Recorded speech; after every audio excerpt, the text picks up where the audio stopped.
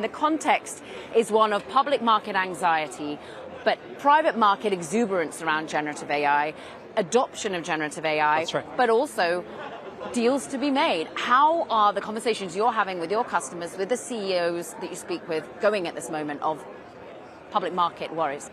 I mean, most projects at Snowflake are about the medium term and the long term. They have a specific goal in mind. We want to either reduce expenses or help our customers make more money. From that perspective, it's absolutely business as usual.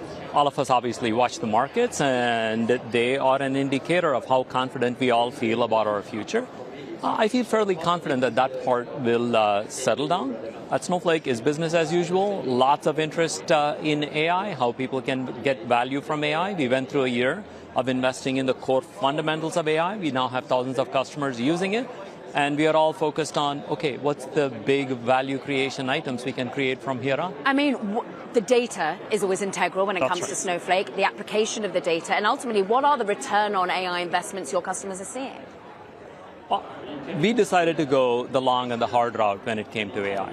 When you're working with Snowflake, first of all, you pay us on consumption, so there's no upfront commitment to some multi-million-dollar deal before people are getting any value. So we very much focused on what are different kinds of chatbots that people could be creating. What are ways to give business users access to data in a very quick way without needing to go through painful dashboards, slow analysts, things like that. And the next generation of applications that we are helping our customers build on top of these. What are workflows now that we can begin to automate? How do we put tools in front of people? Our own salespeople, for example, that centralize all of the information that they need to do their jobs. Those are the things that we talk about. And every project that we do at Snowflake, Caroline, is focused on value creation. We don't recommend investment for the sake of investment. And that just gives us a pretty rational framework in which to have these conversations. Every project needs to deliver value. And I'm a CEO that you're pitching, trying to invigorate me with the idea of updating my legacy software, ensuring that I got access to the data I need. What's holding me back as that CEO right now from saying, sure, Snowflake, right here, right now? Every migration takes time. Yep. Every migration induces business risk. The old system has to keep functioning till the new system can replace it perfectly for all of the use cases that they used to serve. The act of navigating this is absolutely a challenge.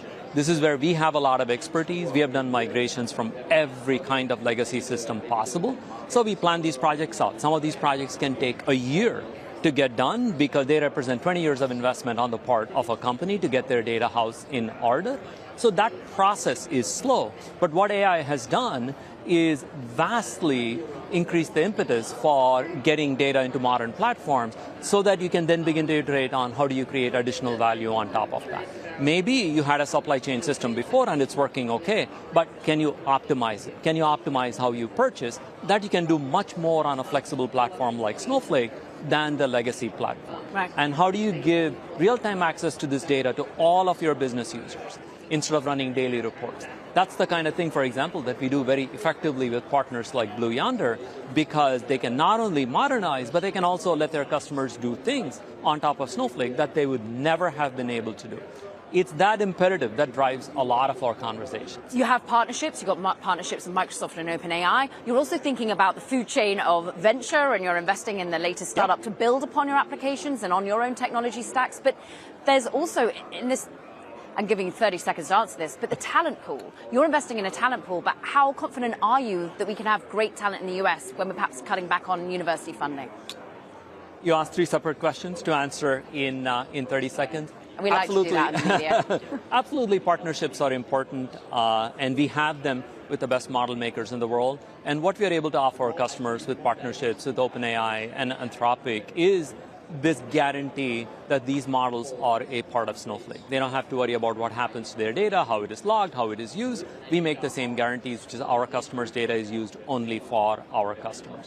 We are investing in a startup ecosystem, different companies that are building on top of Snowflake because we think access to the customers, to the data, to the technology that we provide can greatly accelerate their go-to-market. Right. But the final question is really the world of AI 5 years from now is going to end up with a set of very different skills needed for doing day-to-day jobs of all kinds compared to what it is today.